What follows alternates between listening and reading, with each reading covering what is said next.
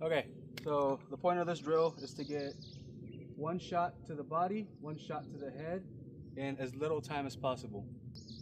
Tutorial on it very quickly.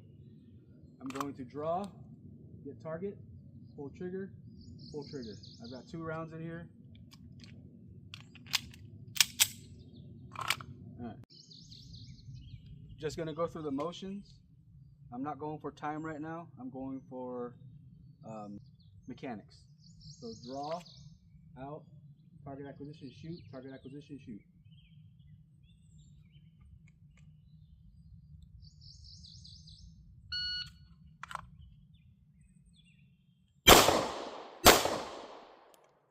That was 4.35 seconds for both shots.